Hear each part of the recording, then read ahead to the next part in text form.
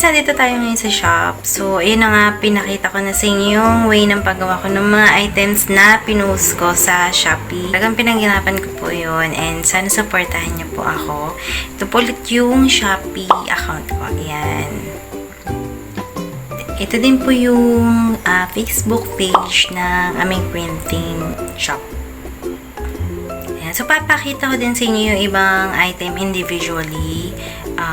Yung mga katulad na yun nasa itaas. Ayan. Pakita ko sa inyo yan. Yung tayo ay Pilipina. Ayan. Yan yung actual niya. Ito. Siya.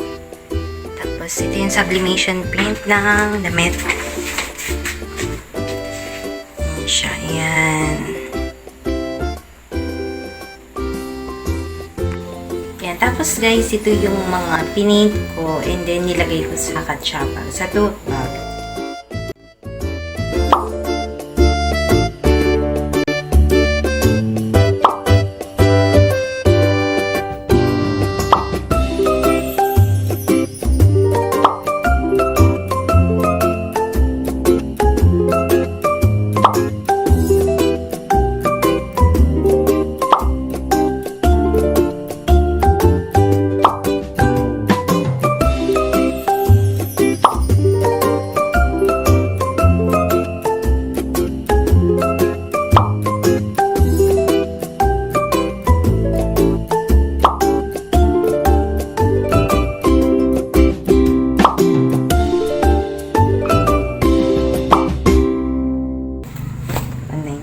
Tayo.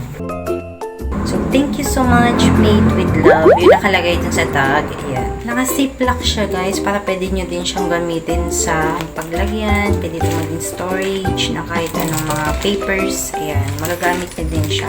Yun pa lang po yung mga products na inilabas ko. Hindi pa rin ganang searchable yung account.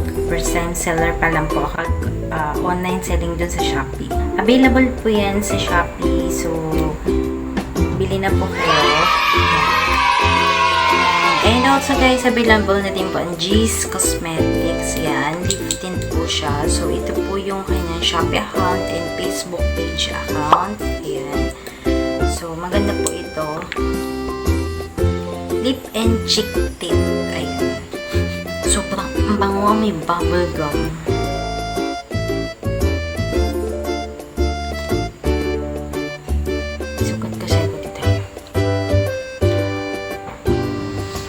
Ang bango niya, guys, and lasa siyang bubble gum. Itong paint. Order lang kayo dyan sa Shopee account niya. G's Cosmetics. Ayan. Let's try natin sa... Actually, hindi ako sanay mag-makeup. So,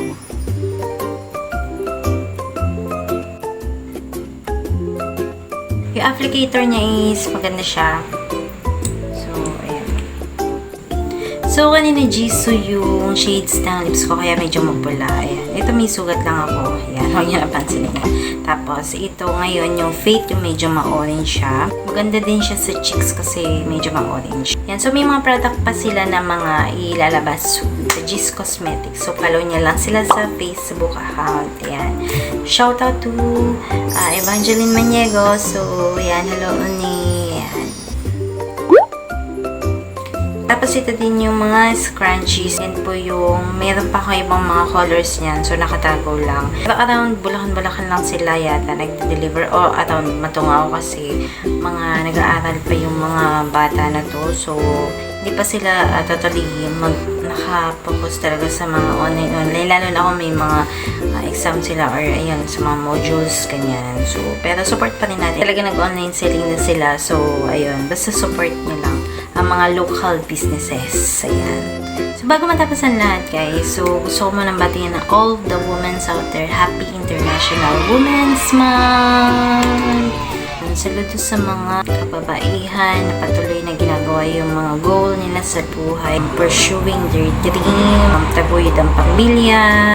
Ayun, Happy International Women's Month, everyone. So, thank you for watching, guys. And yun, sana may natutunan po kayo kahit paano. Don't forget to like and to subscribe to my channel until my next upload.